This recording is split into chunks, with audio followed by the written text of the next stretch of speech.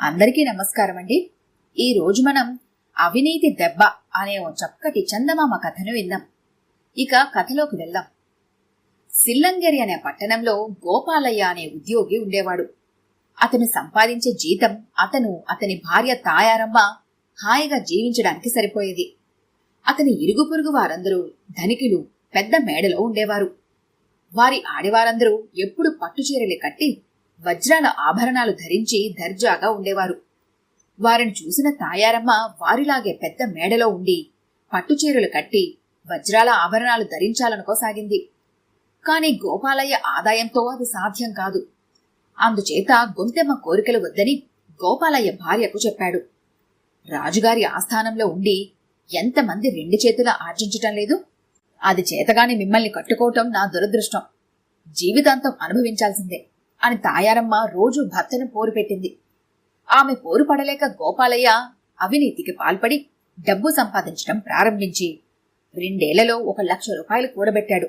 ఈ డబ్బుతో 2 మేడలు, 3 ఎకరాల మాగాని భూమి, తాయారమ్మకు పట్టుచీరలు, రవ్వల ఆభరణాలు కొందామనుకునేసరికి అతనికి ఒక పెద్ద సమస్య ఎదురైంది.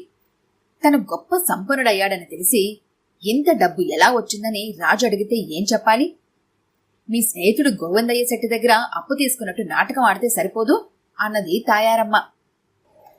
గోపాలయ్య గోవిందయ్య శెట్టి వద్దకు వెళ్లి విషయమంతా చెప్పి, నీకొక దొంగ అప్పు పత్రం రాసిస్తా. రాజుగారి విచారణ జరిపితే నాకు అప్పు ఇచ్చానని ఆయన గారితో చెప్పు. కొంతకాలం గడిచాక ఆ పత్రం చించి పారేయొచ్చు అన్నాడు. గోవిందయ్య శెట్టి సరేనన్నాడు.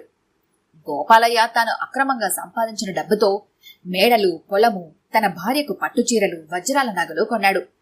ఒక మేడలో తను కాపురముంటూ 2వ మేడను అద్దెకిచ్చాడు. భూమి నుంచి ధాన్యం వస్తుంది, పై ఖర్చులకు అద్దె డబ్బు వస్తుంది. మీరు రాజుగారి కొలువు మానేయండి, రాజుగారి బెడద కూడా పోవచ్చు అని తాయారమ్మ గోపాలయ్యకు సలహా ఇచ్చింది. గోపాలయ్య భార్య చెప్పినట్టే చేశాడు. ఒకరోజు గోవిందయ్య శెట్టి అకస్మాత్తుగా చనిపోయాడు.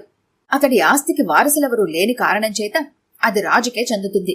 రాజోద్యోగులొచ్చి శెట్టి తాలూకు స్థిరచరాస్తులు స్వాధీనం చేసుకున్నారు.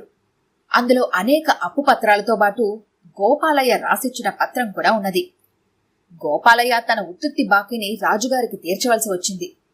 అతని దగ్గర వేరే డబ్బు లేకపోవటం చేత గోపాలయ్య స్థిరచరాస్తులన్నింటినీ జప్తు చేసి వేలం వేశారు. అతని అక్రమ సంపాదన పోగా తాయారమ్మ బుద్ధి తక్కువ సలహా వల్ల ఉన్న ఉద్యోగం కూడా పోయింది. అతనికి బిచ్చమెత్తుకోవటం తప్ప వేరే మార్గం ఏదీ మిగల్లేదు. ఆ పని చేయటానికి గోపాలయ్య పుట్టి పెరిగిన పట్టణం వదిలి తన భార్యతో సహా మరొక దేశం వెళ్లి అక్కడ భిక్షాటన చేస్తూ దుఃఖంతో జీవించసాగాడు. ఈ కథ కనుక మీకు నచ్చినట్లయితే లైక్ చేయండి, షేర్ చేయండి. మరిన్ని ఇంట్రెస్టింగ్ కథల కోసం మా ఛానల్ని తప్పకుండా సబ్స్క్రైబ్ చేసుకోండి.